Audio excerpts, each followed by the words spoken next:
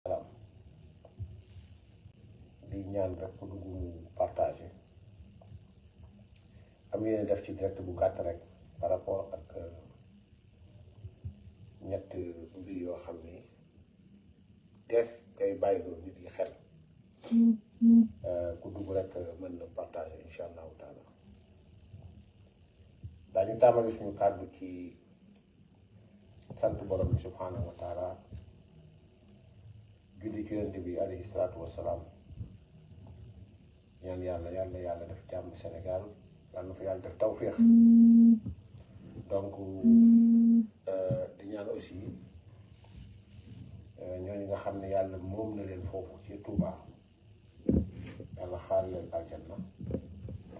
bien que am na circonstance yoo xam ne bu ci nit génnee àdduna moom mënees na am yaakaar ci ñu bëri ci li nga xam ni boroom xam-xam yi wax nañu ko donc mu nekk loo xam ni du tiis la du mitti la mais nag jàmm moom la naqar ak tiis di dal ci kawam donc la ci kawam mënul dul wax inna lillahi wa inna ilayhi raji'un yàlla dogal nag ñu ñàkk si suñu jarbaat lenk mu nekkoon aussi ki nga xam ni ci lañ jot a fot moo yilifoon chantier bi daal daanaka ñu koy woowee Ablaye Ndiaye nekk jarbaat ci man nekk en même temps cousin ci man parce que baayam sama ndijaay la mais yaayam mooy sama sœur donc yàggul dara la ñàkk way juróom bu góor mi ngi foofu ci Baqiya ca Touba moom it yàlla moom na ko foofu ca Touba ak yenn ci ay ndaw yoo xam ni yóbbu woon na leen ànd ak ñoom donc gars yi ba fi mel ni gars yi ba problème de son la ma ne maa ngi tàmbali ci di nuyu ñëpp di ziar ñëpp di jaajëfal ñëpp di ñaan yàlla naqar bi tiis bi dal ci Touba yàlla xare àjjana ña fa daaru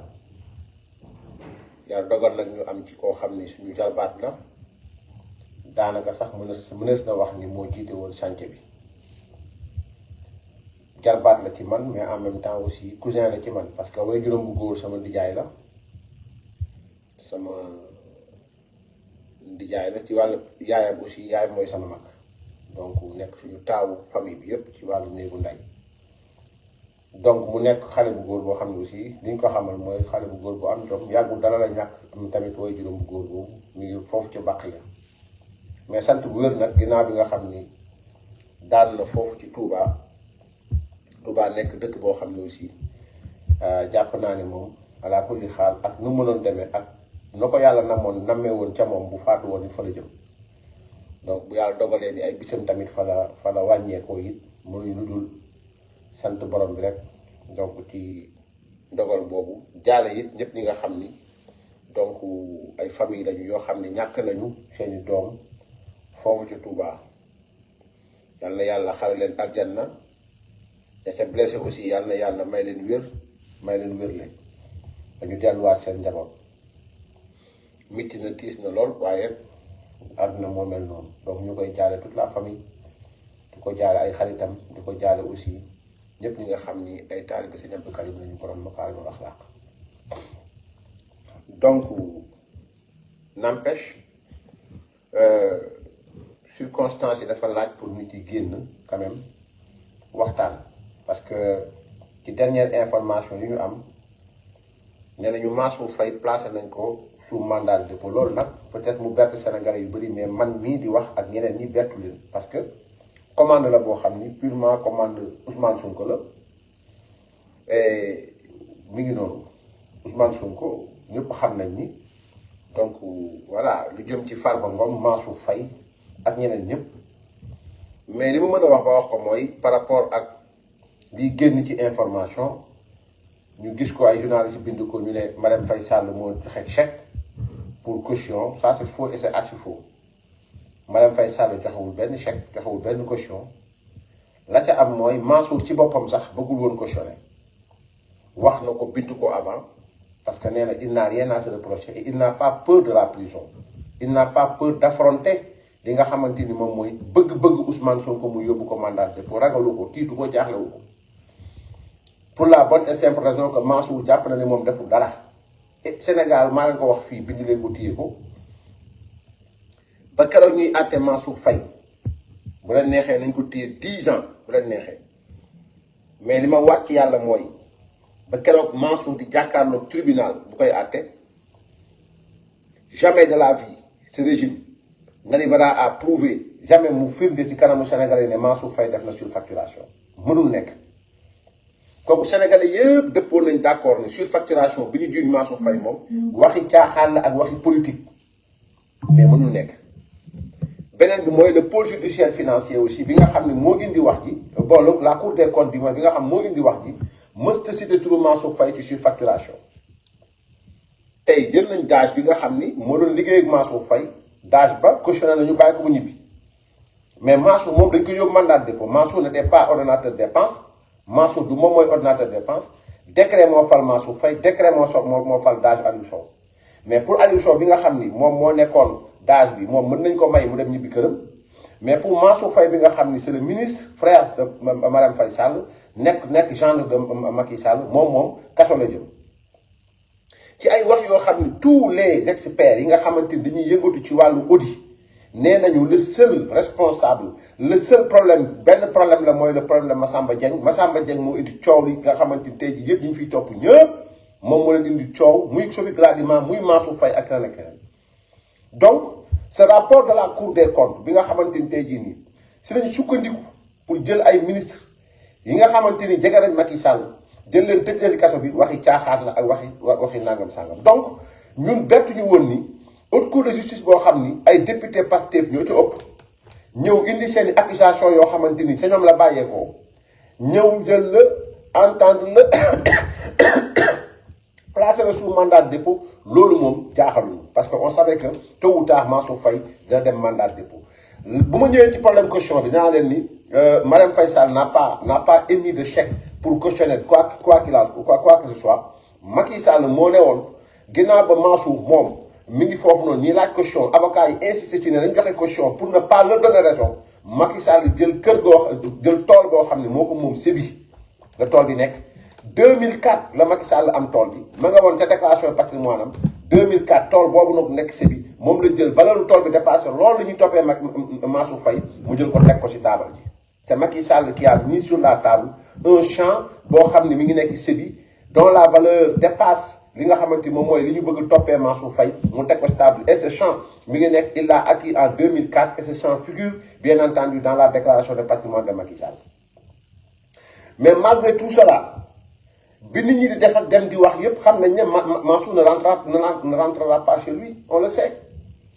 parce que Mansour est sur la ligne de mire de Ousmane Sonko ça on le sait les avocats aussi ñi nga xam ni avocats yi déposé nañ recours d'inconstitutionnalité bu haute cour de justice bi pourquoi? Pour la bonne et simple raison que on ne peut pas accepter qu'au Sénégal, un pays démocratique, qu'une haute cour de justice composée de députés politiques puisse asseoir une accusation, t'entendre dégoûter le mandat de dépôt, ça c'est facile. Maintenant, bon voilà, donc normalement, ça, ndax juriste yi li ñu ciy wax mais ba ñu déposer li nga xam mooy recours d'inconstitutionnalité normalement dafa doon taxaw mais bon je sais pas peut-être les juristes auront l'habitude de revenir dessus donc maintenant pour mën a kii mais quoi qu'il en soit mooy Mansour gàcce ngalaama l'histoire retiendra qu'au moment où les Sénégalais étaient dans le besoin au moment où les Sénégalais ñu ngi jàkkaarloo des problèmes économiques yow yaa ngi woon ci résoudre des problèmes économiques ou bien socio-économiques mais wuute nga ak nga xam ne tey moo lay topp kooku jamono jooju mi ngi nekkoon diggante diggante ñaar lupp jigéen di mooy yàlla donc yow estime-toi heureux et sois fier lève la tête fi nga jëm kaso ba ngay jëm billahi wallahi watallaahi bëgg-bëgg Ousmane Sonko la ak bëgg-bëgg waa Pastef nekkul lenn loo def loo xam ni ëllëg si biir di nga sëkk y'en a pas amul et ñii di wax naan ay bon voilà donc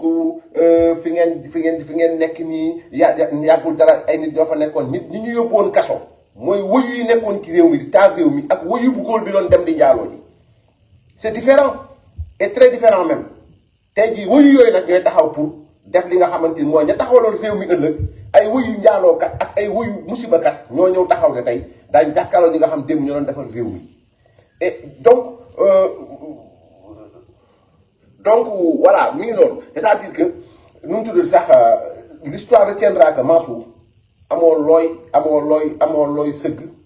amoo dara loo xamante ni waxuñu da ngaa sàcc jamais ils ne le prouveront li ñuy wax mooy surfacturation lu tax nga jëndee 275 fekk 2013 dañu waxoon ne temps la ñuy jaay ceeb bi ñu calculer diggante ba la ca nekkoon ñu ne yow donc yi lañ lay toppee bàyyi daaj bi mu dem ñibbi donc mi ngi noonu donc quoi qu'il en soit mooy Mansour donc mettre nañ ko sous mandat de dépôt bertul kenn mais tamit Mansour devant la barre Mansour sera acquitté du ñu bert. Pourquoi? Pour la bonne et simple raison que li nga xamante ni tey jii nii ci liñ bëgg sukkandiku pour sànq leen da ngeen di xool lu mel ni Sophie Gladima ak Moustapha Diop li ñu koy toppee déglu nañu ñëpp ñu ne lam commandé woon ci Masek lam defoon jël nañ ko livré nañ ko nangam sangam donc c'est ça dame bu Thomas Sankara da ngay déglu li may wax je peux concevoir que ngeen nekk fii di commenter dama ne y a jamais eu de surfacturation ba nga daan ndax surfacturation du sàcc y a jamais eu de surfacturation ce qui li am mooy un vérificateur nul bu ñëw jël ay arrêté 2013 appliqué ko en 2021 loolu moo am fii ci cas bi tous les techniciens yiy jëm ci wàllu audit xam nañ ne Massamba Dieng dafa juum y a pas eu de surfacturation Mansour Faye la ma doon def na ko bind na laaj na affiché na def na li mu war a def donc maintenant ñoom jàpp nañ ne li mu wax li ñu def surfacturation la maintenant ñoom li ñu jàpp ci lañ jàpp pour mën a jóobu nu mu tudd sax comment dirais-je Mansour Faye mandat de dépôt mais dama ne leen y a jamais eu de surfacturation jamais il y aura pas de surfacturation et devant la barre aucun juge ne va condamner Mansour Faye pour surfacturation maintenant d'ici boobu nag ñun dinañ nangul Ousmane Sonko mu jël vengeance politique am mooy lan mooy jël leen yóbbu leen mandat de dépôt ne veut pas dire que Mansour Faye est coupable du loolu mandat de dépôt mooy demal toog xaar ba ñu gëstu da ngeen di gëstu leen prenez tout votre temps ngeen gëstu mais it wax naa ko barki démb wax ko démb bu kenn nangu ci ñun yóbbu mandat de dépôt bu dul ñaar yi ñu ñëw ne leen non-lieu am na wala ñu yóbbu leen procès àtte leen pour la postérité maanaam ñaar yi kuñ ci yóbbu mandat de dépôt amul négociation amul compromis ñun nañu muñ yow nga muñ ñun ñëpp ñu àndandoo muñ mais tuuma gi moom la teggee ko parce que gor buñ la tuumalee ba àdduna bi yëpp àndandoo Mansour suba Mansour bëccëg Mansour ngoon 10 ans ngi nii Pastef ñu ngi dëkk ci di yàq deru gor ñi au moment de produire des preuves ils sont incapables de le faire ce qu'ils peuvent faire maintenant mooy yóbbu mandat de dépôt toog di xaar pour au moins ñu ne ñoom ñu jox seen bopp benn semblant de voilà d'avoir eu gain de cause. Pourquoi? Parce que nee nañu yóbbu nañ Mansour Faye mandat de dépôt yóbbu nañ Farba mandat de dépôt yóbbu nañ la preuve tey bu ngeen seetloo tey ñi ñuy yóbbu ñëpp Lat Diop a ngi nii chambre d'accusation moo ñëw ne leen bu nekkee li ngeen téye Lat Diop nii vous n'avez aucune preuve maanaam amu leen lu ngeen ko mën téye bàyyi leen jàmbur mu ñibbi wala bu nekkee da ngeen am leen lu ngay topp li ngeen koy toppee ngeen mettre ko sous bracelet électronique wala ngeen mettre ko contrôle judiciaire ngeen dem gëstu ji leneen ba nii may waxee nii ak yow Ousmane Sonko son parti financier et l'ensemble li nga xamante ñoom ñooy tourner autour du dossier mënuñoo joxañ baaraam Lat Diop lu mu def ginnaaw ba nag téye nañ ko foofu ba léegi buñ ko bàyyee gàcce am dañuy dem gëstu ji leneen barki démb boo njaay ñu indi keneen ko tudd Ousmane Ba ñu ne Lat Diop dafa ànd na ñu ko doon dem jëndi kër 500 millions waxuñu Lat Diop moo jënd kër gi de déedéet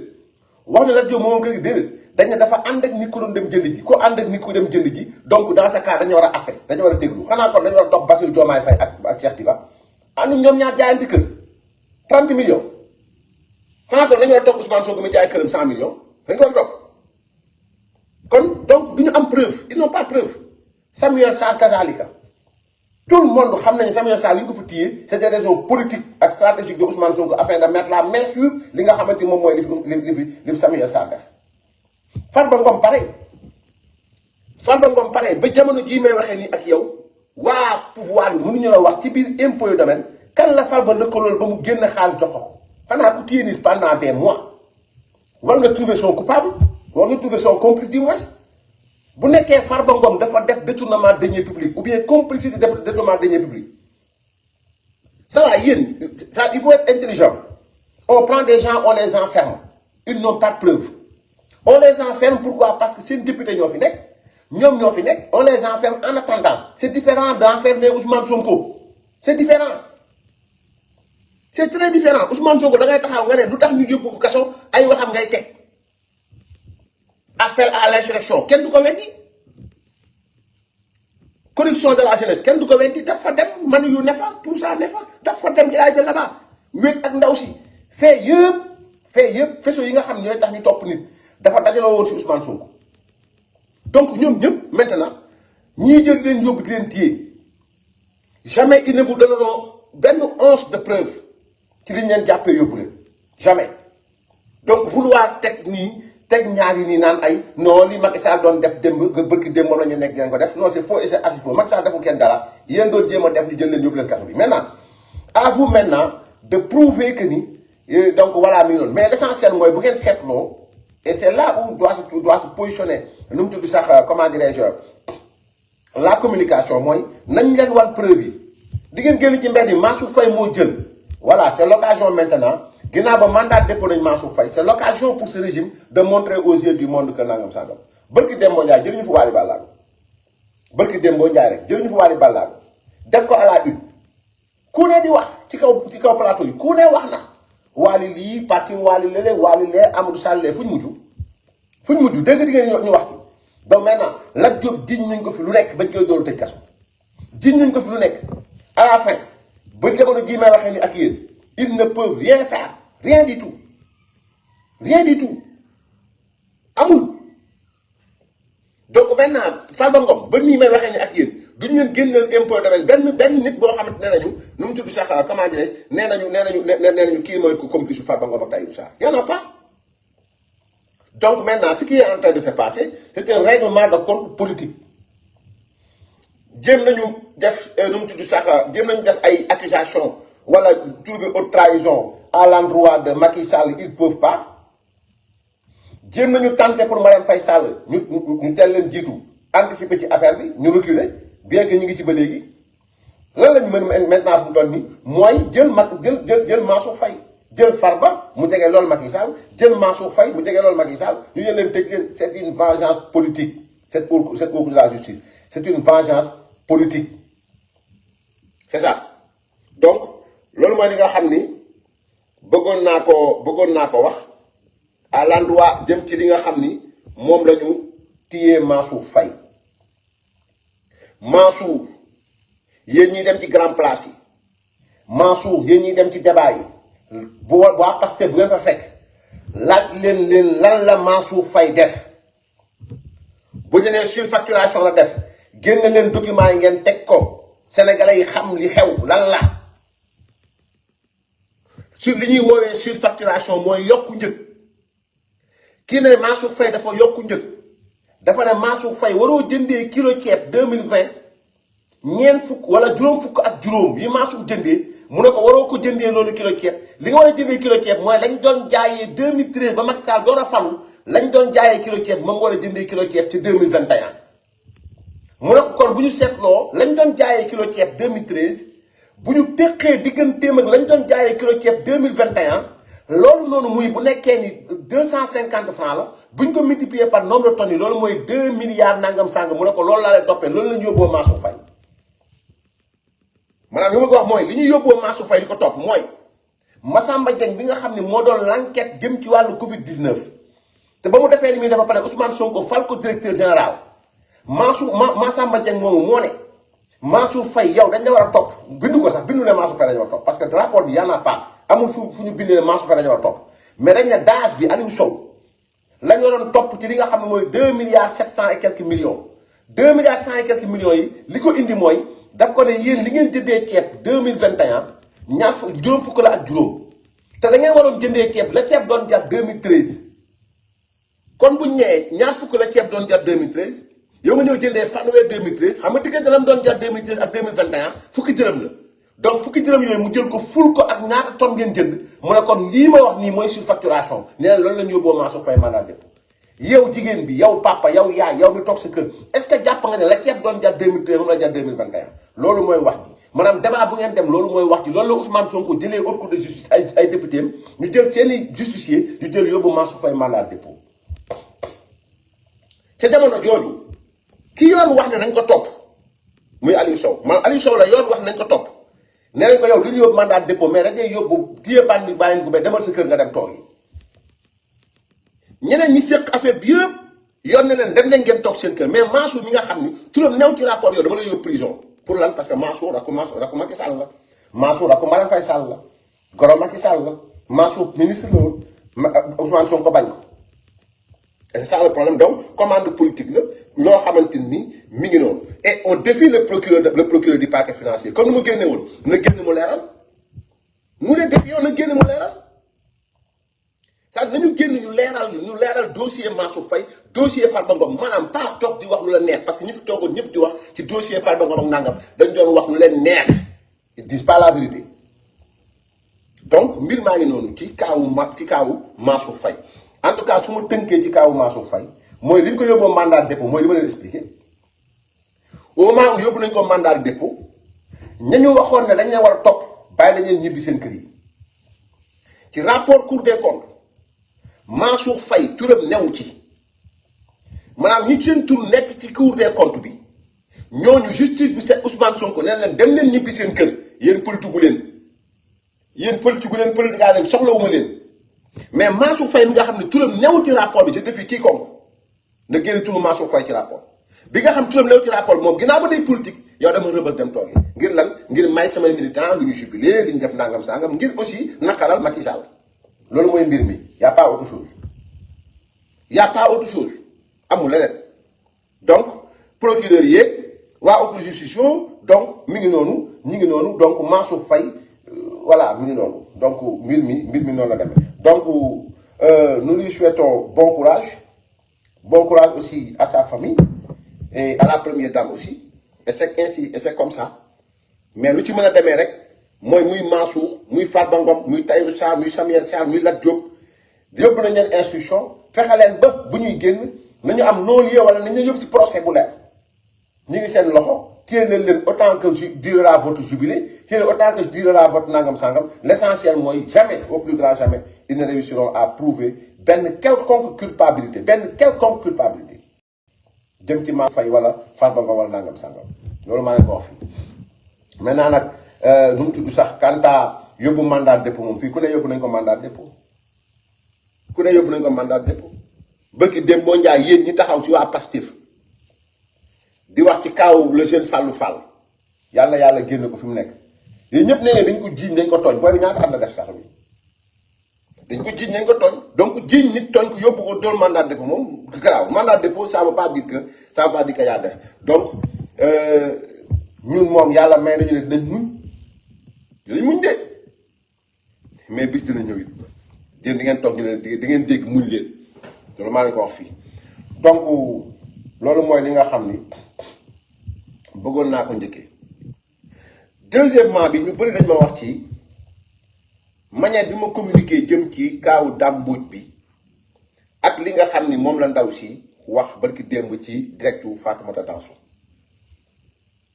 man dama am ligne bu may doxee sama yoon nekk woon ci wax ji parce que du sama compte la ko waxewu ko sama page waxewu ko fenn mais dama dégg wax ji au fait j'ai bien écouté ma xam ni samay administrateur vitesse bi vidéo bi di dawee mën nañ ko dugal suma page bu duggee sama page man dans ce cas dafay engagé lu bëri ci wàllu kuje gi kooku ñu ngi ciy sant yàlla comme page bu keneen ak keneen ci ñuy wax far ci kuje gi bi ma jëlee ci vidéo bi j'ai pris le temps la nuit d'écouter ba ma xëyee ma bind ma ne samay administrateur maytu leen partager vidéo bii ndaw si wax ci lii jëm ci Dame Mbodj may leen ñu ba ñu dem gëstu ji ndax Dame mës na jàngale fi ñu waxam déet may leen ñu gëstu aussi ndax nangam ak sàngam kan moo nekk ci ginnaaw wax ji Au-delà de mes administrateurs, c'est un appel que je voulais lancer à l'endroit des activistes pour ñu bañ décrédibiliser seen bopp parce que toll nañ jamono joo xamante nii ku nekk mën na jóg wax li muy wax dëgg laa lu dëgg ñun dañ ci war a def nànk ñu tey ci bu baax. La preuve daam ba muy wax nee na les kuluna non ñun daam Mbodj ñi ngay waxal seen yoon newu ci parce que ki wax ñun xamuñu ko yëguñu ko gisuñu ko maanaam et on a pas ñi ko ñëw ci wax yëpp maanaam dañoo tasaare xibaar bien que am nga loo xam ne aussi mi ngi ci page histoire yi loo xamante ni bon voilà nit ñi xam nañ ko bee bopp ça nous intéresse pas pour le moment mais ji jëm ci li ndaw si wax man sama position dafa claire dama ne combat dafay loyal que mbir yi balaa ñu ci wax nañu xool ndax fi ñu ko jiiñ jàngal dafa am déet mais tey su ma ñëwoon ci pourquoi parce que je suis contre Dame Mbodj Dame man ku ma xam ne Dame du ma ko protéger dara au nom de quoi Dame Mbodj je vais jamais le protéger jamais au plus grand jamais je ne le protège pas j'étais en train de protéger la crédibilité de nos pages maanaam ak ñi nga xamante dañuy bind nit ñi jox leen cër ak bi nga xam dañ ko amee ñi suivre am na si ñoo xam bu ñu jëlee xibaar dañuy dugg ci Facebook bi xool ci yenn page yi waxuma sama page mën nañu xool diaspora mën nañu xool Aziz Diop Fall mën nañu xool Mati Fall mën nañu xool nangam buñ ko ci gisul dañ naan bon voilà nañ def nangam buñ ko ci gisee mën nañu dëgg la loolu noonu nag boo demee ba yàlla dimbali leen ngeen toll foofu li ngay jàllal da nga koy xam bu baax benn ñaar mooy c'est-à-dire que ñun dañoo war di protéger ñi nga xam ne suñu administrateur lañu bërki Dembo Njaay lañ fi convoqué waa diaspora mooy ndaw si ne ko li diw wax nangam sangam convoqué ko fi jéem a jëm ci moom lenn pour jéem ko tëj mais il faut protéger ñi nga xam ni ay administrateur lañ ñoo xamante dañuy nekk ci page bi ñoo xamante ni ëllëg si biir mën nañ leen woo ci loo xamante seen yoon newu ci donc dire que bu leen ci wax ne veut pas dire que je suis en train non je suis en train de protéger ceux-là avec qui je travaille mais ceux-là aussi ñi nga xamante ni tey jii nii ñu mu tudd sax ñu ngi nekk ci internet bi parce que su ma noppee bàyyi boy di def ma foi Omar Sow mi ngi nii yóbbu nañ ko mandat dépôt kan moo ci topp keneen à un moment donné il faut orienter il faut protéger ceux-là qui yi nga xam ne ñu ngi nekk ci internet bi vouloir tirer sur Dame oui mais quand on doit tirer sur lui aussi nous allons le faire dans le strict respect de la vérité et des normes yi nga xamante ni moom moo ñu sous-tendre kullu kuy admin suma page dama la wax clairement que ni am na ci yenn information yoo xamante ni balaa ngeen ko partager jox leen ma ko pare donc man waxuma ne ni femme bi wax dëgg la wala du dëgg je n'essaie pas de disculper wala bu dugg ci Dame Mbodj non mais j'ai voulu à un moment donné aussi voilà donc voilà sauvegarder la crédibilité de la page mais aussi lancer appel boo xamante ni tey jii nii ku may déglu di nga xam di nga mën def nang parce que li gën a métti ci àdduna bi mooy donc comment dirais-je li gën a métti ci àdduna bi mooy donc voilà donc comment dirais-je wax ñu ñëw weddi ko donc vaar nañ ko bàyyi ak Ousmane Sonko ki ay waxam ay dara donc loolu mooy li nga xamante ni mooy mbir mi peut-être nag mën na bañ neex ñu bëri pourquoi parce que parfois l'information même si c'est pas vrai ou bien même si ça semble pas vrai mën na fragiliser ce ki ngay jàkkaarlool oui mais qu'on le fasse dans la vérité aussi parce qu'il y a un contrat qui nous lie ak ñi nga xam moom la ñuy déglu et quand waxuma toujours mën nañ nekk ci dëgg mën nañ juum mais quand aussi juum nañu on revient pour dire que dañoo juum et ça il faut l'accepter comme tel ndaw si je suis aw ma dara loo xamante ni voilà mi ngi nekk ci man mais li ma tënk mooy aaya bi yàlla di wax naan wala yajrimannakum shana'aanu qawmin ala an laa ta'dilu i'dilu huwa aqrabu lit taqwa yàlla nee na wala yajrimannakum shana'aanu qawm boo loo contre Dame Mbodj loo ko bañ bu mu tax ala an laa ta'dilu def équilibre dans l'information. Soyez équilibré. Moo gën a jege ragal yàlla huwa aqrabu li taqwa. Donc je suis foncièrement contre Dame Mbodj, je suis foncièrement contre lui, je suis nangam sangam. Donc maintenant bon voilà, donc vouloir simplement parce que dégg naa nangam sangam donc ma kii donc voilà mi ngi noonu du ma tiré ci kawam ci loo xam ne leeruma très sincèrement la ma xamoon ci moom mu leer waxoon naa ko depuis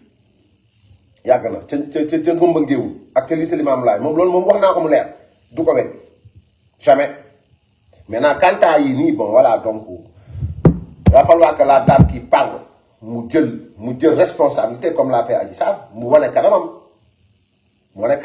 mais man j'ai essayé autant que faire se peut de recouper de nangam sangam aw ma information boo xamante ni bon voilà donc leer na ma leer yàlla ni kii c'est le vrai Dame et ñi ma xam ci prof anglais yi ma xam yëpp ma gëstu woote ñu ne ma Ibrahima bu dee Ibrahima Thiaw unité 8 Dame mosu fa jàngale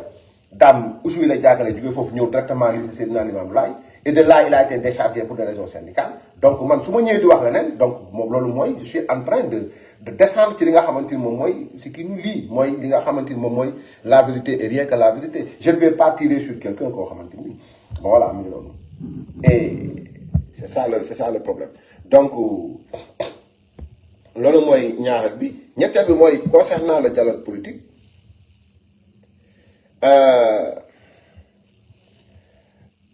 dialogue bi dama gis ñu bëri ñuy ci opposition bi ñuy dem di dialoguer y en a qui sont pas d'accord pour dialoguer sama parti politique nanguwuñ dialoguer position boobu laa taxaw ñi dem dialogue peut-être joxe nañ seen raison on respecte les raisons pour lesquelles ñu dem dialogue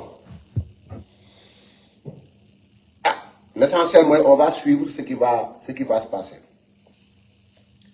man jàpp naa ni quel que soit le principe bi nga xam ni yóbbu na nit ci ay dialogue des principes que nous respectons bu ñu fàtte ni Lat Diop mi ngi ci prison bi pour des raisons qu'ils ne peuvent pas clarifier bu ñu fàtte ni y a des hommes qui sont en prison yoo xamante ni tey taxaw nañ ci combat yu bëri luñ leen fa yóbboo en instruction donc ça c'est des principes sur lesquels il faudrait rappeler à Bassirou Diomaye Faye Ousmane Sonko bi ñuy wootee dialogue ñoom ñu bañ na duñ dem c'était pas pour des raisons politiques non c'est parce que jàppoon nañ ne ñoom jël nañu seeni nit yu doon taal tëj leen ci kaso bi Ousmane Sonko amoon na fulaak fayda bu ton ni ba muy dem di dialogue ci suuf fàttewul ay nitam yi nekkoon ci prison bi lu waay wax billahi Ousmane Sonko ba muy dem di waxtaan ci suuf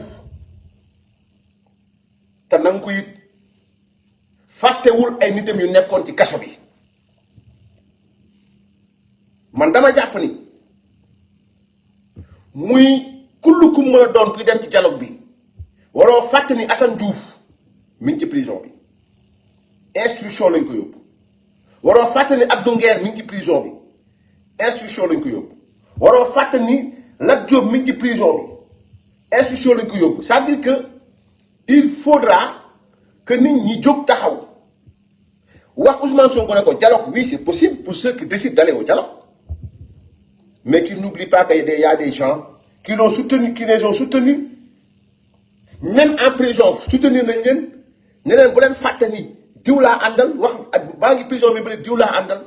Ousmane Sonko ne ba muy dem dialogue moom dialogue personnel am moom ba muy wax fàttewul ay nitam maanaam Ousmane Sonko ba muy dem di dialogue ji dialogue boppam fàttewul ay nitam fexe na ba ay nitam ñu génn leen prison yéen ñii dem encore taxaw jàkkaarloog moom man yaakaaroon naa ni balaa leen di am ci lay bu nit di wax ñu taxaw ne Ousmane Sonko ne ko ñii nga jël yóbbu leen instruction sa yoonu dëkk maanaam sa yoon moo ko yóbbu maanaam yow Ousmane Sonko yaa effacé donc sur ces choses là dama jàpp ne ñu jëm dialogue war nañ cee wax ak ñi nga xam ne moom lañ jëm dialogue parce que c'est vrai que war ngeen mën a dem au nom de la démocratie au nom du respect du calendrier républicain au nom nangam au nom nangam au nom nangam mais il faut pas que ñu fàtte ni y a des gens qui sont en prison li leen fa yóbbu newul lu dul seen engagement politique benn ñaar mooy am na loo xam ne man je vais pas revenir dessus pourquoi parce que diw ñuy ne diw wax na ak diw reetaan nañ akolaat nañu ça vraiment wax dëgg yàlla man sama yoon newu ci très sincèrement parce que man nit yi dama leen di xaar ci ay jëf j'attends de voir maa ngi xool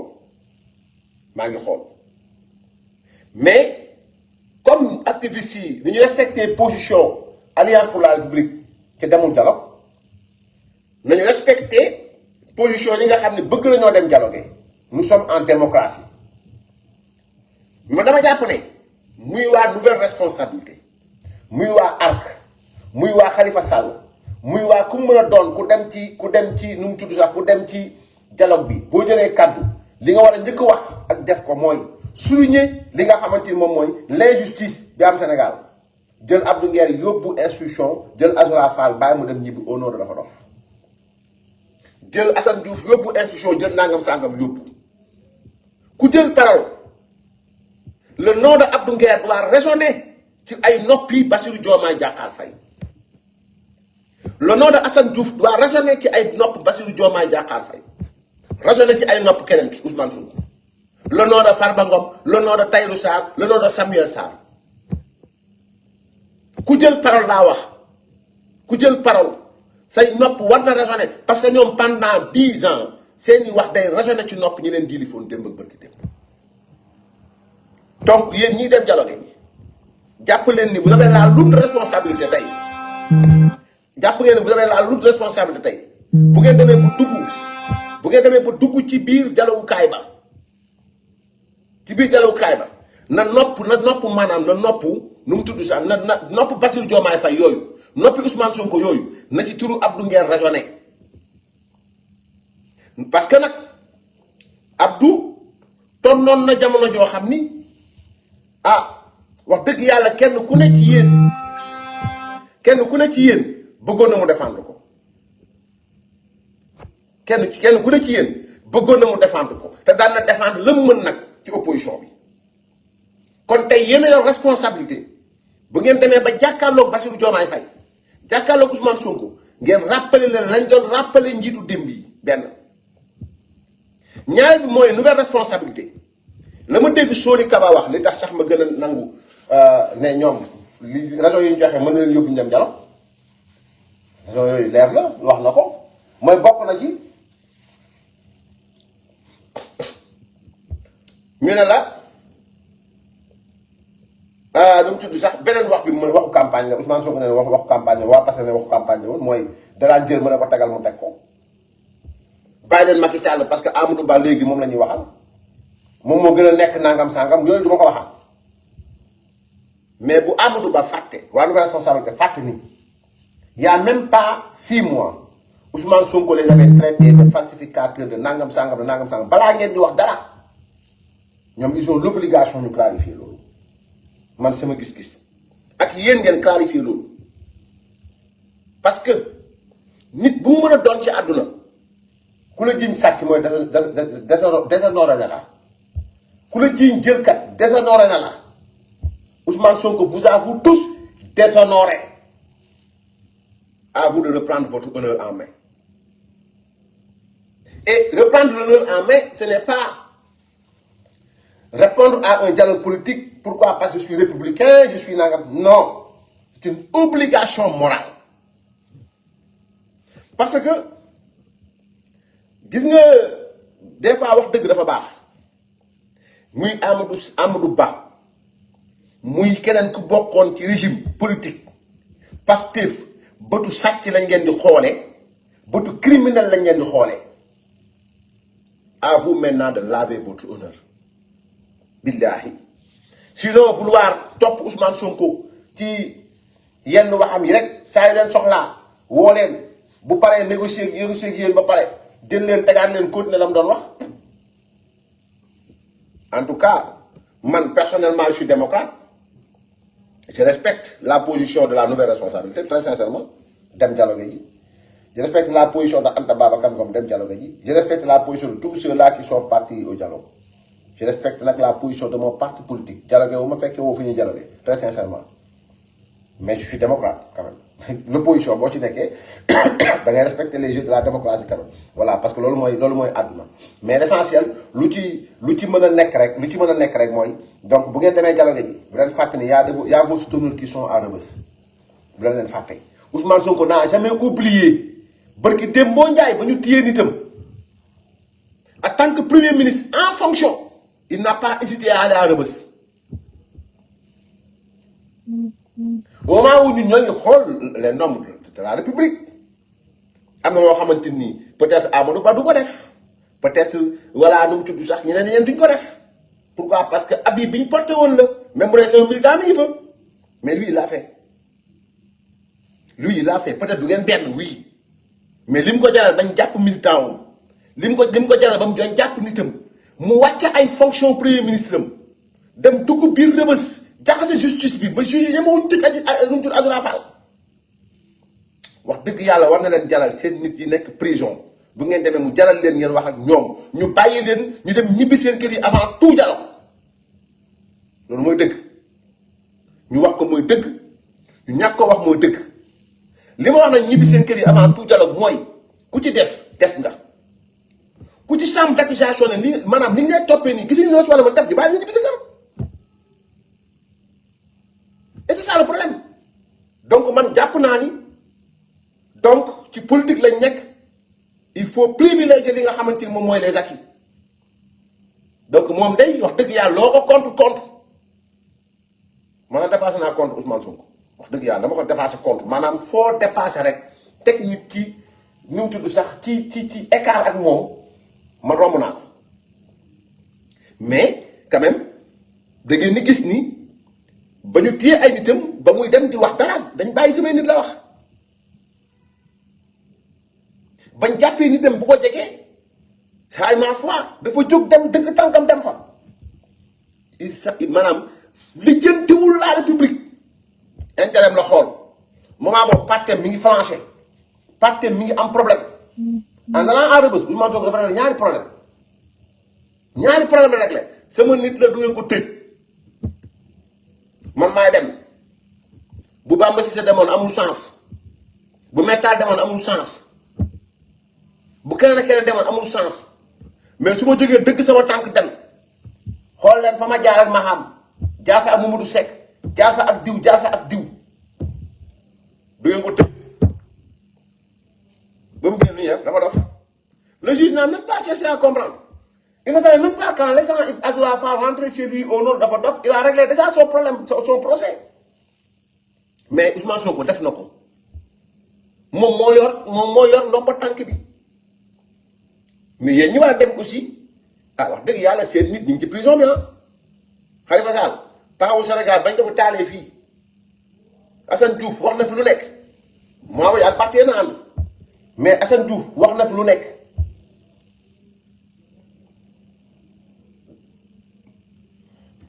ni mu tudd sax Amadou Ba Lat Diop l'a soutenu mi ngi nekk en prison pour des raisons que personne ne connaît maanaam yoo xam ne amul dara lu ñu ko war a mën a tegal Abdou Nguer kasaalika kon na loolu nopp yooyu na dëkk ci noppu mel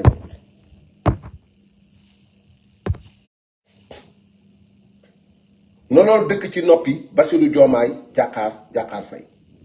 voilà donc loolu mooy li nga xam ni moom laa doon ñëw ci ñaar yooyu noonu ñett yooyu noonu delluwaat di jaale ñi nga xam ni seeni mbokk dañoo faatu ci kii bi di ñaan yàlla Sénégal yàlla fa yàlla def jàmm ak salaam ak tawfiix donc di delluwaat di nuyu tous les républicains àdduna nag noonu la quoi àdduna noonu la may dem dafa am ko ma bëgg bloqué fii sama page bi voilà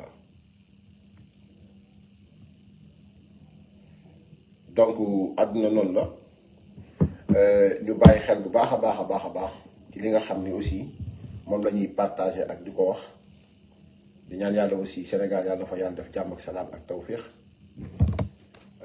yal na yàlla dëgëral tànku aussi Omar Sow il est placé sous mandat de dépôt xaw ma ndax instruction lañ ko yóbbu wala flagrant délit je sais pas encore fekkee am ngeen xibaar bi ngeen dimbali ma ci xaw ma bon voilà donc voilà maintenant fi may mujj mooy ñiy wax ay gox yi dégg leen baax li ma wax nee nañu ñi jàpp ñëpp nañ gox yi wala nangam sangam foofu tamit il va falloir être intelligent xam nga kan mooy wax ni guux nga procès ba fii ba procès bi ñaar dërëm état du Sénégal mënu koo jëlee ci Mansour Faye mënu koo jëlee ci Farba Ngom ñaar dërëm laa wax ñaar dërëm jógeegul ci poosu ñooñu dem ci état mënul nekk sax nag. maintenant buñ naan gox yi day fekk tribunal ne la guux nga mooy ban moo ñu dem def seen enquête ba mu jeex ñu yóbbu Mansour Faye procès yóbbu procureur mi ko jiiñ toog Mansour toog ay avocat toog yu état bi ak yu Mansour Faye procureur leeral Mansour lay avocat ya lay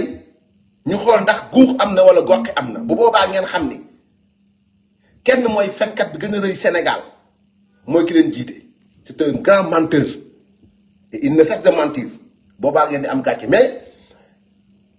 li si am importance mooy ci moom mooy fii ba booba doute mooy am ci boppu Sénégalais yi maanaam te loolu day fekk ni la mu bëgg def na ko mooy nangu mairie bu Mansour Faye nangu mairie bu Moustapha Diop nangu mairie bu Farba Ngom parce que ñoo leen fi jàpp ci ay homme politique Lat Diop était un candidat sérieux face à Ahmed Aïdara mi ngi ci kaso bi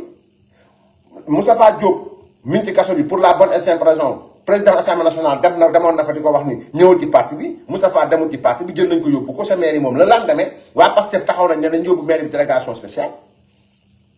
Farba Ngom dem nañu en pleine campagne électorale les raisons politiques yi tax moom il dérangeait au nord jël nañ ko yóbbu kaso bi Mansour Faye moo téyewoon le nord la Saint-Louis jël nañ ko yóbbu kaso bi demee kan lay doon donc voilà mi ngi noonu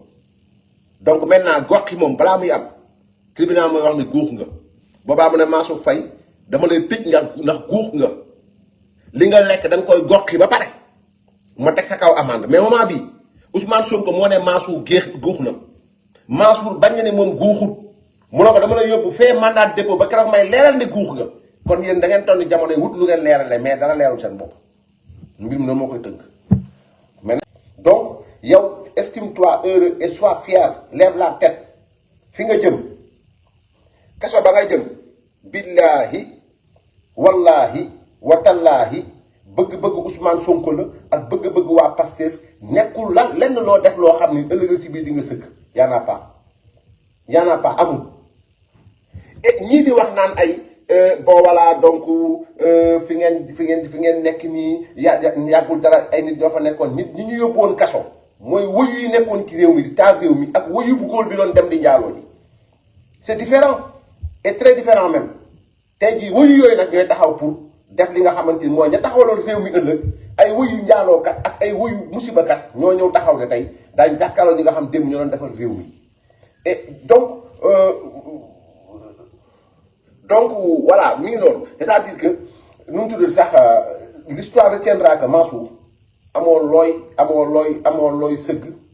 amoo dara loo xamante ni wax ñu da ngaa sàcc jamais ils ne le prouveront li ñuy wax mooy surfacturation lu tax nga jëndee 275 fekk 2013 dañu waxoon ne temps la ñuy jaay ceeb bi ñu calculer diggante ba la ca nekkoon ñu ne yow donc lii lañ lay toppee bàyyi daaj bi mu dem ñibbi donc mi ngi noonu donc quoi qu'il en soit mooy Mansour donc mettre nañ ko sous mandat de dépôt bertul kenn mais tamit Mansour devant la barre Mansour sera acquitté du ñu bert pourquoi pour la bonne et simple raison que li nga xamante ni tey jii nii ci li ñu bëgg sukkandiku pour sànq leen da ngeen di xool lu mel ni Sophie Gladima ak Moustapha Diop li ñu koy toppee déglu nañu ñëpp ñu ne lam commandé woon ci Mastek lam defoon jël nañ ko livré nañ ko nangam sangam donc c'est ça dame bu Thomas Sankara da ngay déglu li may wax je peux concevoir que ngeen nekk fii di commenter dama ne y a jamais eu de surfacturation ba nga daan ndax surfacturation du sàcc y a jamais eu de surfacturation ce qui li am mooy un vérificateur nul bu ñëw jël ay arrêté 2013 appliqué ko en 2021 loolu moo am fii ci cas bi tous les techniciens yi jëm ci wàllu audit xam nañ ne Massamba Dieng dafa juum y a pas eu de surfacturation Mansour Faye la ma doon def na ko bind na laaj na affiché na def na li mu war a def donc maintenant ñoom jàpp nañ ne li mu wax surfacture li ñu def surfacturation la maintenant ñoom li ñu jàpp ci lañ jàpp pour mën a jóobu mu jur sax comment dirais-je Mansour Faye mandat de dépôt mais dama ne leen y a jamais eu de surfacturation jamais il y aura pas de surfacturation et devant la barre aucun juge ne va condamner Mansour Faye pour surfacturation maintenant d'ici boobu nag ñun dinañ nangul Ousmane Sonko mu jël vengeance politique am mooy lan mooy jël leen yóbbu leen mandat de dépôt ne veut pas dire que Mansour Faye est coupable du loolu mandat de dépôt mooy demal toog xaar ba ñu gëstu da ngeen di gëstu leen prenez tout votre temps ngeen gëstu mais it wax naa ko barki démb wax ko démb bu kenn nangu ci ñun yóbbu mandat de dépôt bu dul ñaar yi ñu ñëw ne leen non-lieu am na wala ñu yóbbu leen procès àtte leen pour la postérité maanaam ñaar yi kuñ ci yóbbu mandat de dépôt amul négociation amul compromis ñun nañu muñ yow nga muñ ñun ñëpp ñu àndandoo muñ mais tuuma gi moom na teggee ko parce que gor buñ la tuumalee ba àdduna bi yëpp àndandoo Mansour suba Mansour bëccëg Mansour ngor 10 ans ngi nii Pastef ñi ngi dëkk ci di yàq deru gor ñi au moment de produire des preuves ils sont incapables de le faire ce qu'ils peuvent faire maintenant mooy yóbbu mandat de dépôt toog di xaar pour au moins ñu ne ñoom ñu jox seen bopp benn semblant de voilà d'avoir eu gain de cause pourquoi parce que nee nañu yóbbu nañ Mansour Faye mandat de dépôt yóbbu nañ Farba mandat de dépôt yóbbu nañ la preuve tey bu ngeen seetloo tey ñi ñuy yóbbu ñëpp Lat Diop a ngi nii chambre d'accusation moo ñëw ne leen bu nekkee li ngeen téye Lat Diop nii vous n'avez aucune preuve maanaam amu leen lu nga ko mën téye bàyyi leen jàmbur mu ñibbi wala bu nekkee da ngeen am leen lu ngay topp li ngeen koy toppee ngeen mettre ko sous bracelet électronique wala ngeen mettre ko contrôle judiciaire ngeen dem gëstu ji leneen ba nii may waxee nii ak yow Ousmane Sonko son parti financier et l'ensemble li nga xamante ñoom ñooy tourner autour du dossier mënuñoo joxañ baaraam Lat Diop lu mu def ginnaaw ba nag téye nañ ko foofu ba léegi buñ ko bàyyee gàcce am dañuy dem gëstu ji leneen ba ki dem boo njaay ñu indi keneen ko tudd Ousmane Ba ñu ne Lat Diop dafa àndoon ñu ko doon dem jëndi kër 500 millions waxuñu Lat Diop moo jënd kër gi déedéet waxuñu Lat Diop moo kër gi déedéet dañ ne dafa ànd ak nit ko doon dem jënd ji ko ànd ak nit ko dem jënd ji donc dans ce cas dañu war a atte dañu war a déglu xanaa kon dañu war a topp Bassirou Diomaye Faye ak Cheikh Diba ànd ñoom ñaar jaayante kër 30 millions xanaa kon dañu war a topp Ousmane Sonko mi jaay këram 100 millions dañu ko war a topp kon donc du ñu am preuve ils n'ont pas de preuve Samuel Sarr kazalika tout le monde xam nañ Samuel Sarr li ñu ko fa téye c'est des raisons politiques ak stratégiques de Ousmane Sonko afin de mettre la main sur li nga xamante moom mooy li Samuel Sarr def Farba Ngom pare ba jamono jii may waxee nii ak yow waa pouvoir bi mënuñu la wax ci biir impôt domaine kan la Farba lëkkalool ba mu génn xaalis jox ko xanaa ku téye nit pendant des mois war nga trouver son coupable war nga trouver son complice du moins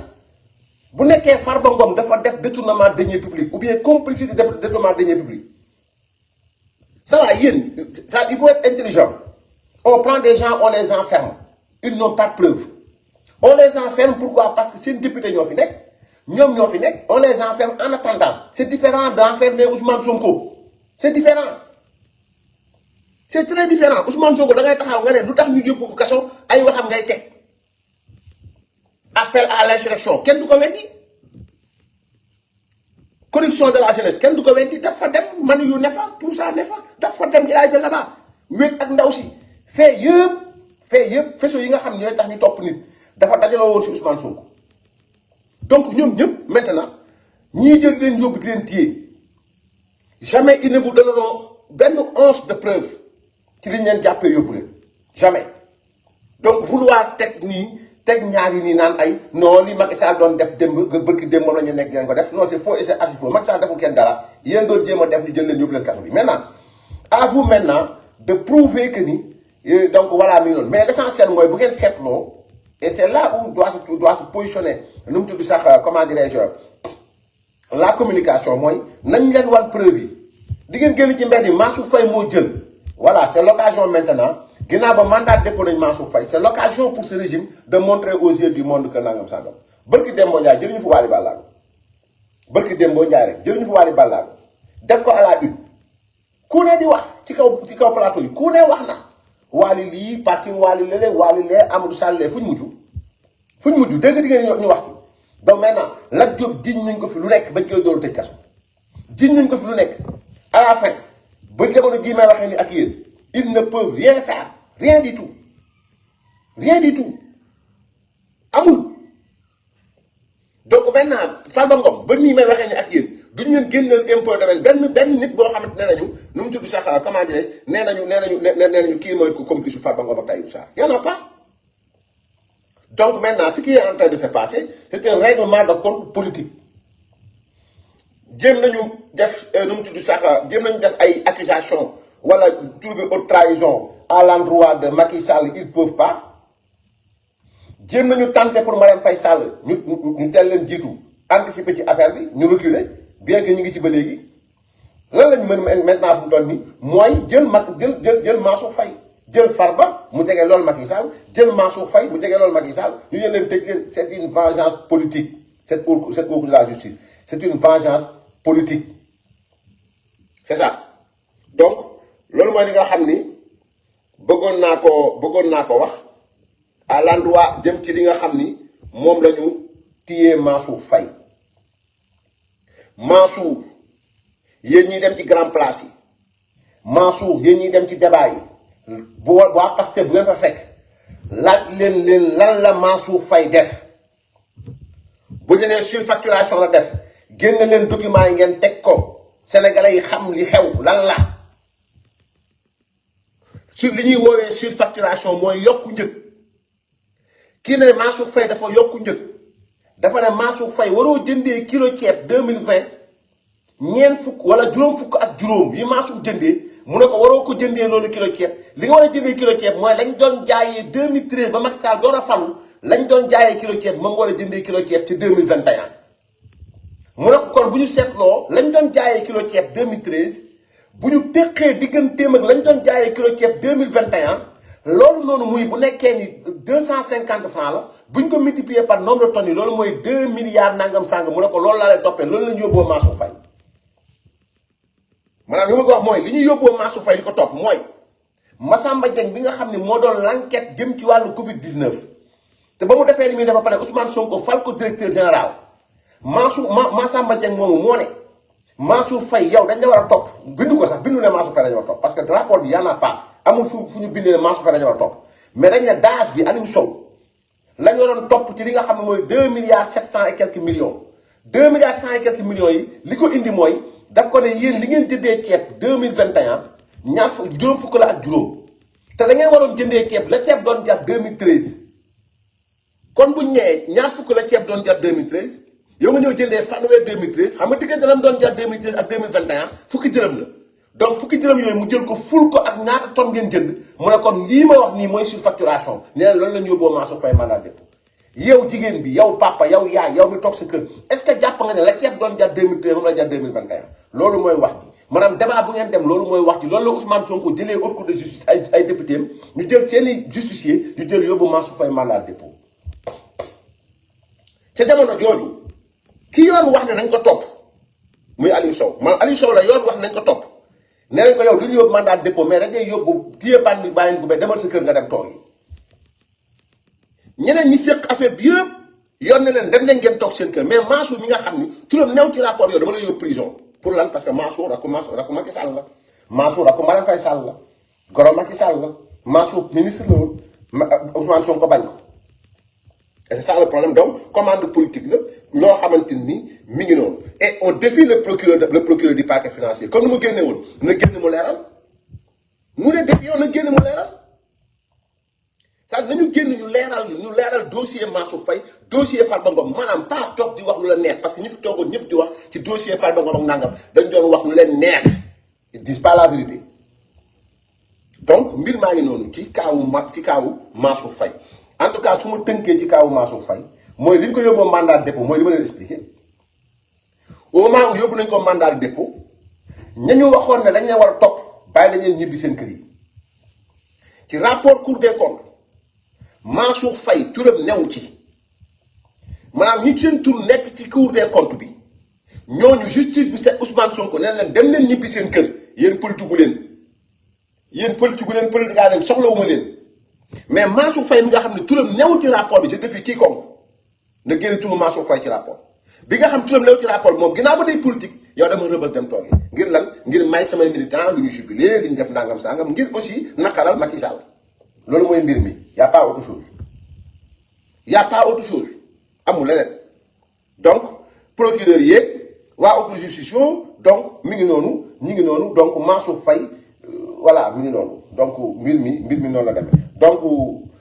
nous lui souhaitons bon courage aussi à sa famille et à la première dame aussi et c'est ainsi et c'est comme ça mais lu ci mën a demee rek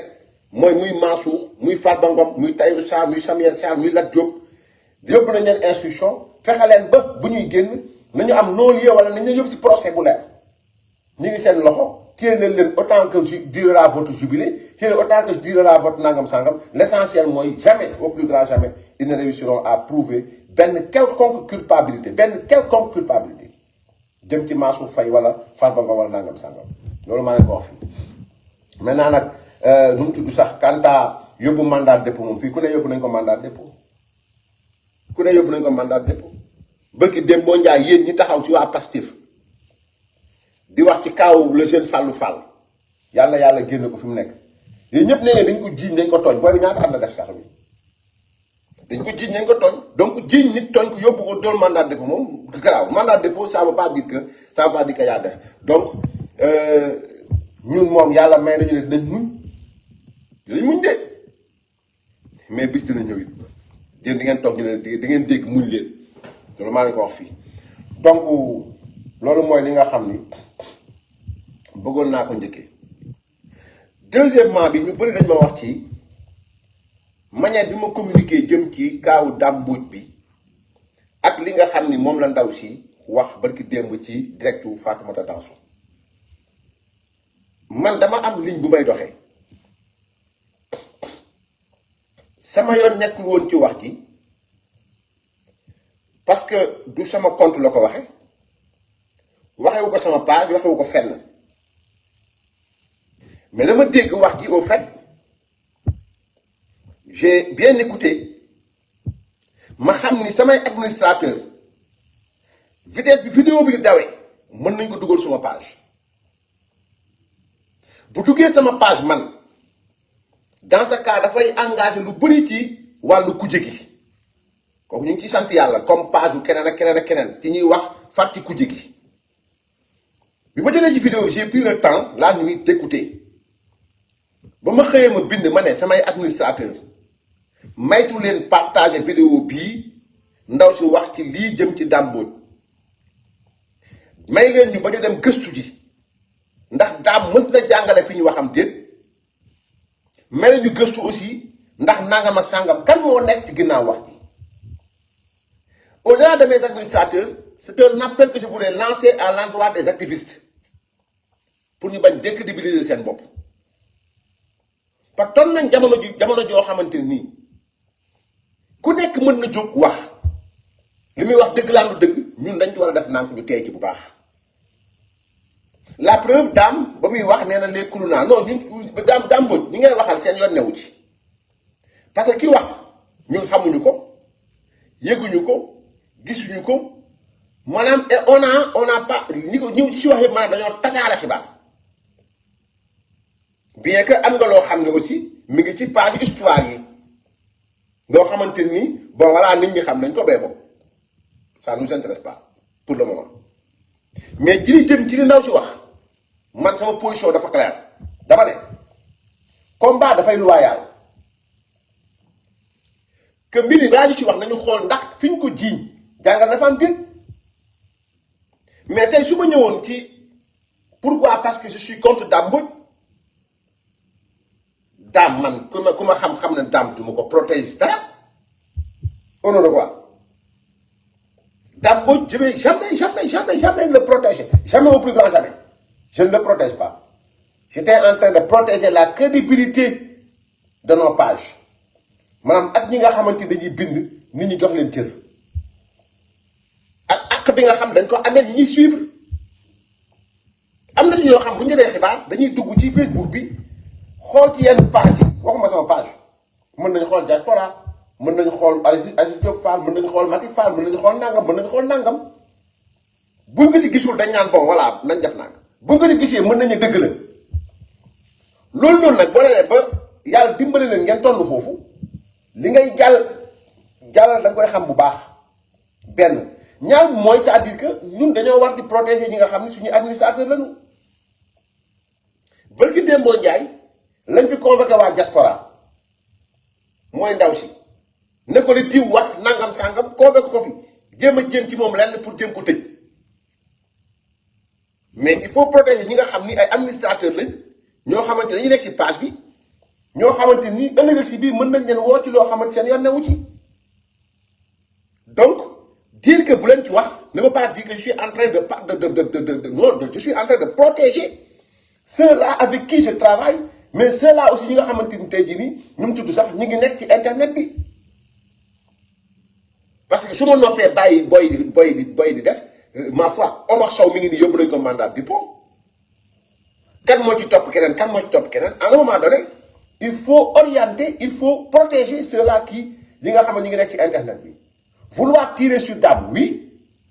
mais quand on doit tirer sur lui aussi nous allons le faire dans le strict respect de la vérité et des normes yi nga xamante ni moom moo ñu sous-tendre kullu kuy admin suma page dama lay wax clairement que ni am na ci yenn information yoo xamante ni balaa ngeen ko partager jox leen ma ko pare donc man waxuma ne li femme bi wax dëgg la wala du dëgg je n'essaie pas de disculper wala bu dugg ci Dame Mbodj non mais j'ai voulu à un moment donné aussi voilà donc voilà sauvegarder la crédibilité de la page mais aussi lancer appel boo xamante ni tey jii nii ku may déglu di nga xam di nga dem di nga mën def nang parce que li gën a métti ci àdduna bi mooy donc comment dirais-je li gën a métti ci àdduna bi mooy donc voilà donc comment dirais-je wax ñu ñëw weddi ko wax ñu ñëw weddi ko donc var nañ ko bàyyi ak Ousmane Sonko ki ay waxam ay naram donc loolu mooy li nga xamante ni mooy mooy mbir mi peut-être nag mën na bañ ñeex ñu bëri pourquoi parce que parfois l'information même si c'est pas vrai ou bien même si ça semble pas vrai mën na fragiliser ce ki ngay jàkkaarlool oui mais qu'on le fasse dans la vérité aussi qu'on le fasse dans la vérité parce qu'il y a un contrat qui nous lie ak ñi nga xam moom la ñuy déglu et quand waxuma toujours mën nañ nekk ci dëgg mën nañ juum mais quand aussi juum nañu on revient pour dire que dañoo juum et ça il faut l'accepter comme tel ndaw si je suis aw ma dara loo xamante ni voilà mi ngi nekk ci man mais li ma tënk mooy aaya bi yàlla di wax naan wala yajrimannakum shana'aanu qawmin ala an laa ta'dilu i'dilu huwa aqrabu lit taqwa yàlla nee na wala yajrimannakum shana'aanu qawm boo loo contre Dame Mbodj loo ko bañ bu mu tax ala an laa ta'dilu bul def équilibre dans l'information soyez équilibré moo gën a jege ragal yàlla huwa aqrabu lit taqwa donc je suis foncièrement contre Dame Mbodj je suis foncièrement contre lui je suis nangam sangam donc maintenant bon voilà donc vouloir simplement parce que dégg naa nangam sangam donc ma kii donc voilà mi ngi noonu du ma tiré ci kawam ci loo xam ne leeruma très sincèrement la ma xamoon ci moom mu leer waxoon naa ko depuis yàgg na ca Ngumba Ngéewul ak ca lycée Limamou Laye moom loolu moom wax naa ko mu leer du ko weddi jamais maintenant quant à yi nii bon voilà donc il va falloir que la dame qui parle mu jël responsabilité comme l'a fait Adji Sarr mu wane kanamam mais man j'ai essayé autant que faire se peut de recouper de nangam sangam aw ma information boo xamante ni bon voilà donc leer na ma leer yàlla ni kii c'est le vrai Dame et ñi ma xam ci prof anglais yi ma xam yépp ma gëstu woote ñu ne ma Ibrahima bu dee Ibrahima Thiaw unité 8 Dame mosu fa jàngale Dame Oussouye la jàngale jógee foofu ñëw directement lycée Seydina Limamou Laye et de là il a été déchargé pour des raisons syndicales donc man su ma ñëwee di wax leneen donc moom loolu mooy je suis en train de descendre ci li nga xamante ni moom mooy ce qui nous lie mooy li nga xamante ni moom mooy la vérité et rien que la vérité je ne vais pas tirer sur quelqu'un koo xamante ni voilà mu ngi noonu et c'est ça le problème donc loolu mooy ñaareel bi ñetteel bi mooy concernant le dialogue politique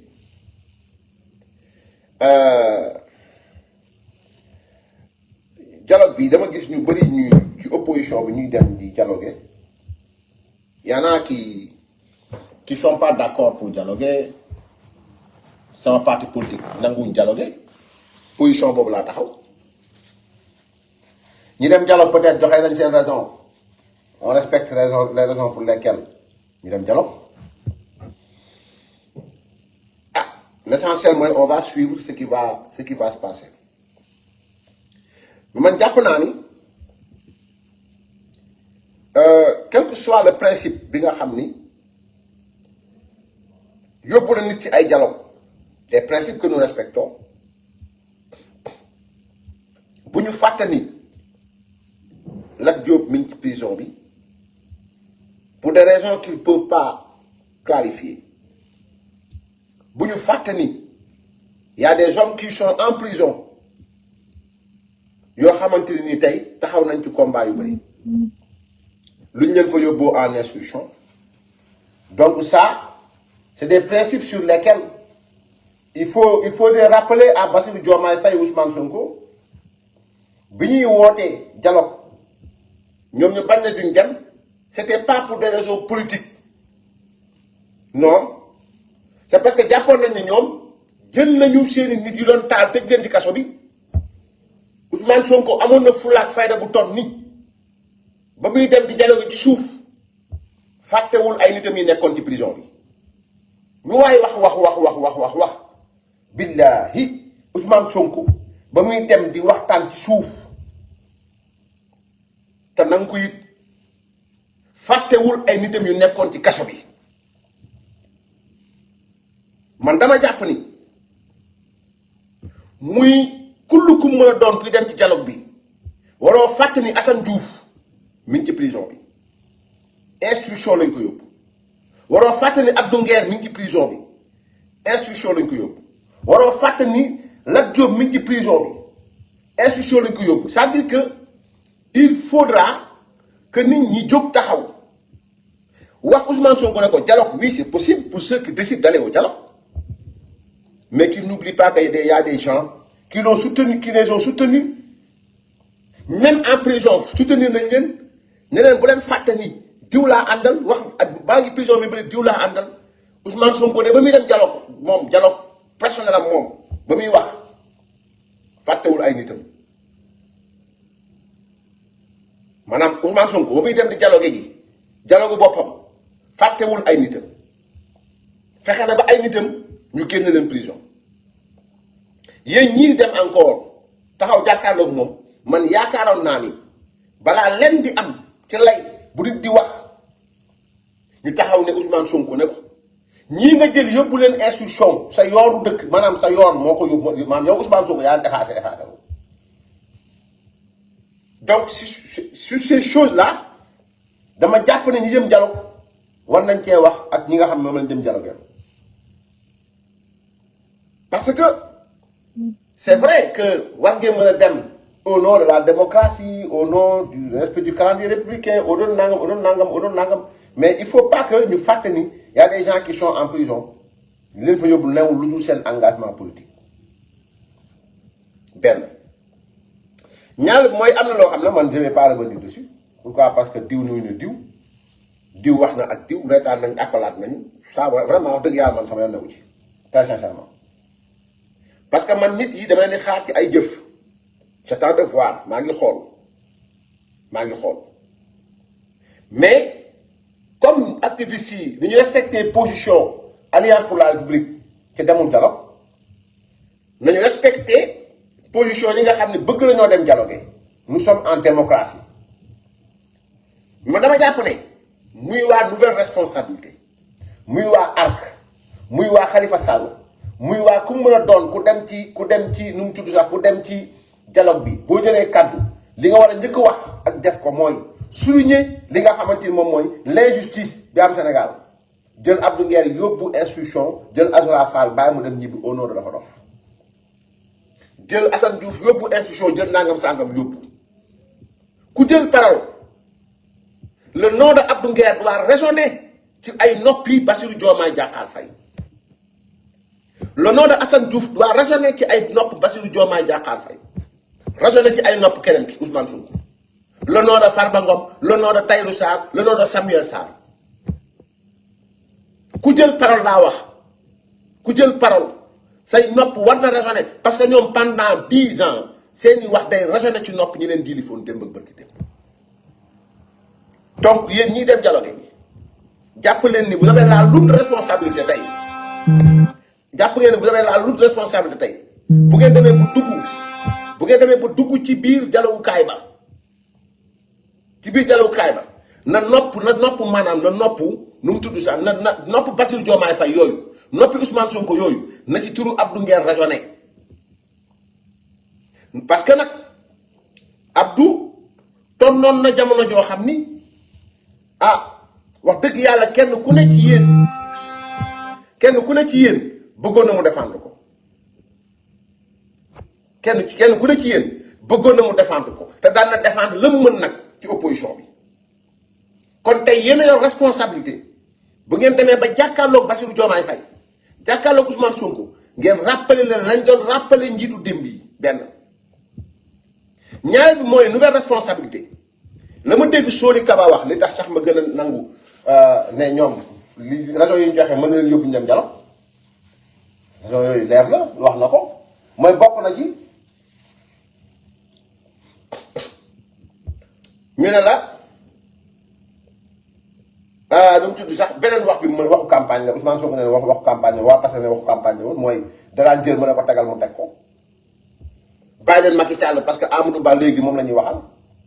moom moo gën a nekk nangam sangam yooyu du ma ko waxal mais bu Amadou Ba fàtte waa nouvelle responsabilité fàtte ni y a même pas 6 mois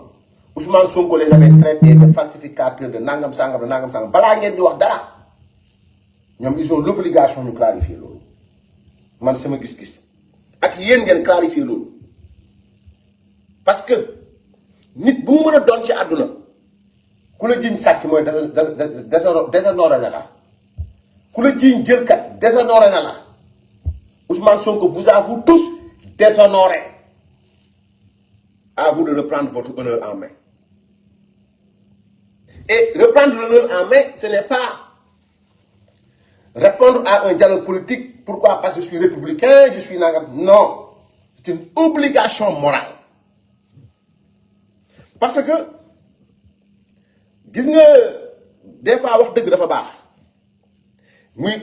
Amadou Ba muy keneen ku bokkoon ci régime politique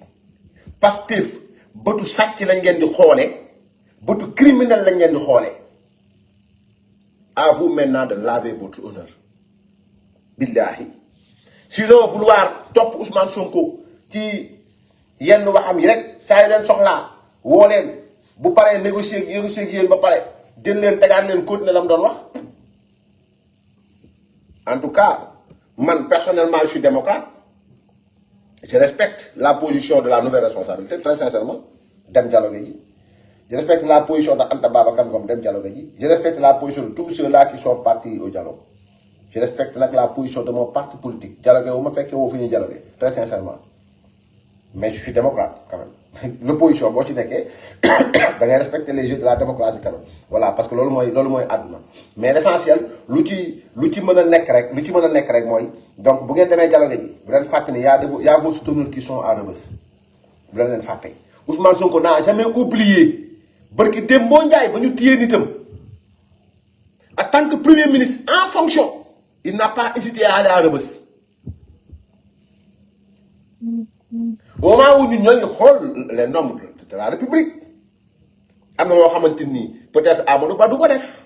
peut-être voilà nu mu tudd sax ñeneen duñ ko def pourquoi? Parce que habit bi ñu porté woon la même bu dee c'est un militant mi ngi fa mais lui il l'a fait peut-être du ngeen benn oui mais li mu ko jaral bañ jàpp militant woon li mu ko jaral ba mu doon jàpp nitam mu wàcce ay fonction premier ministre am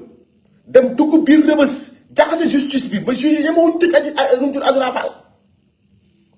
wax dëgg yàlla war na leen jaral seen nit yi nekk prison bu ngeen demee mu jaral leen ngeen wax ak ñoom ñu bàyyi leen ñu dem ñibbi seen kër yi avant tout dialogue loolu mooy dëgg ñu wax ko mooy dëgg ñu ñàkk ko wax mooy dëgg li ma wax nag ñibbi seen kër yi avant tout dialogue mooy ku ci def nga ku ci chambre d'accusation ne li maanaam li ngay toppee nii gisuñu loo ci war a mën def di bàyyi nga ñibbi sa kër et c'est ça le problème donc man jàpp naa ni donc ci politique lañ nekk il faut privilégier li nga xamante ni moom mooy les acquis donc moom day wax dëgg yàlla loo ko contre man a dépassé naa contre Ousmane Sonko wax dëgg yàlla dama ko dépassé contre maanaam foo dépassé rek teg nit ki nu mu tudd sax ci écart ak moom man romb naa ko mais quand même da ngeen ni gis ni ba ñu téye ay nitam ba muy dem di wax dara dañ bàyyi samay nit la wax bañ jàppee ni dem bu ko jegee saa ma foi dafa jóg dem dëgg tànkam dem fa maanaam lijjantiwul la république intérêt la xool moment boobu partem mi ngi flanché partem mi ngi am problème en allant à Rebeuss Ousmane Sonko dafa ne ñaari problème rek la sama nit la du ngeen ko tëj man maay dem bu Bamba Cissé demoon amul sens bu Métal demoon amul sens bu keneen ak keneen demoon amul sens mais su ma jógee dëgg sama tànk dem xool leen fa ma jaar ak ma xam jaar fa ak Mamadou Seck jaar fa ak diw du ngeen ko tëj ba mu génn nii dama dof le juge n'a même pas cherché à comprendre il ne savait même pas qu'en laissant Azoura Fall rentrer chez lui au nord dafa dof il a réglé déjà son problème son procès mais Ousmane Sonko def na ko moom moo yor ndomba tànk bi mais yéen ñi war a dem aussi wax dëgg yàlla seen nit ñi ngi ci prison bi Khalifa Sall taxawu Sénégal bañ ko fa taalee fii Assane Diouf wax na fi lu nekk moo ak parti na ànd mais Assane Diouf wax na fi lu nekk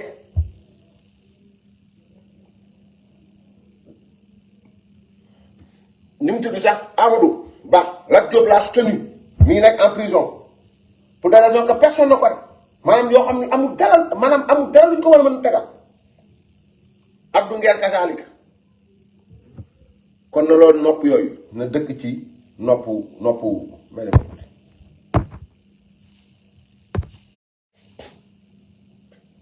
na loolu dëkk ci noppi Bassirou Diomaye Diakhar Faye voilà donc loolu mooy li nga xam ni moom laa doon ñëw ci ñaar yooyu noonu ñett yooyu noonu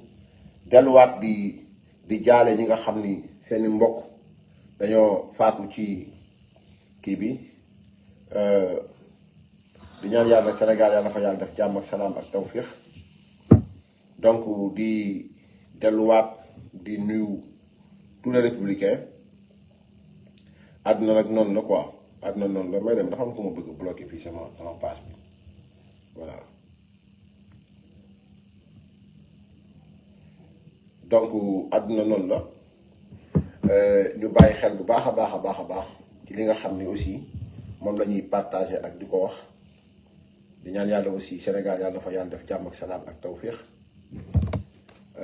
yàlla na yàlla dëgëral tànku aussi Omar Sow il est placé sous mandat de dépôt xaw ma ndax instruction lañ ko yóbbu wala flagrant délit je sais pas encore fekkee am ngeen xibaar bi ngeen dimbali ma ci xaw ma bon voilà donc voilà maintenant fi may mujj mooy ñiy wax ay gox yi dégg leen baax li ma wax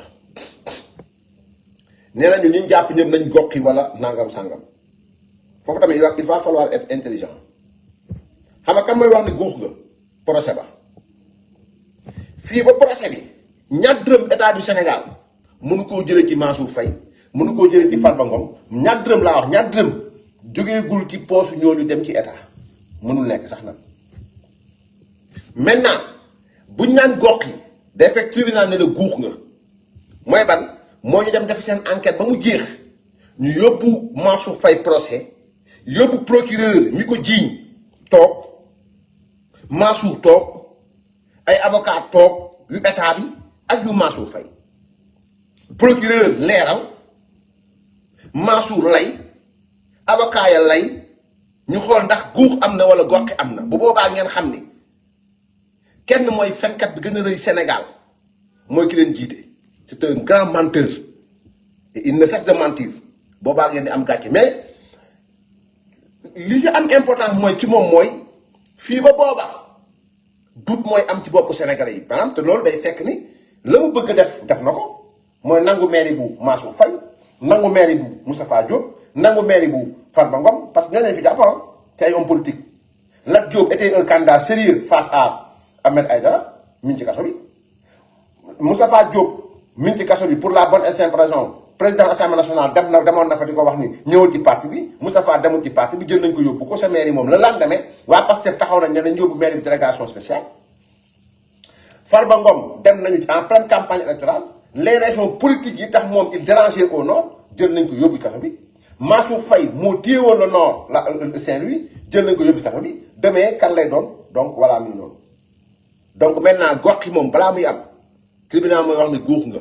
boobaa mu ne Mansour Faye dama lay tëj ndax guux nga li nga lekk da nga koy gox yi ba pare ma teg sa kaw amande mais moment bi Ousmane Sonko moo ne Mansour guux na Mansour bañ na ne moom guuxut mu ne ko dama lay yóbbu fee mandat de dépôt ba keroog may leeral ne guux nga kon yéen da ngeen toll jamono yi wut lu ngeen leerale mais dara leerul seen bopp mbir mi noonu moo koy tënk maintenant nag citoyen sénégalais bu nekk da ngay nangu ne justice noonu lay fonctionner léeg-léeg nit ñëw ñu ne la yaa rey nga ne reyuma la preuve double meurtre bi amoon Pikine ndaw soo suñu jiiñoon demul kaso dem na kaso moo def wala defut dem na kaso ndax ba léegi daram set na déedéet yoon mooy dem ba àtte ni daram set na mais yoon na ko li ma lay toppee ni mënutuma la si topp y a des gens qui sont là-bas en instruction ça veut pas dire que yaa def maintenant Sénégal nag bon quand on a des militants comme militants yu mel ni comme militant Pastef la neex mën nga def ñu jàppale mooy la réalité amoon nañ mbégte lool sant leen gërëm leen wasalaamualeykum wa rahmatullahi taala wa barakaatu.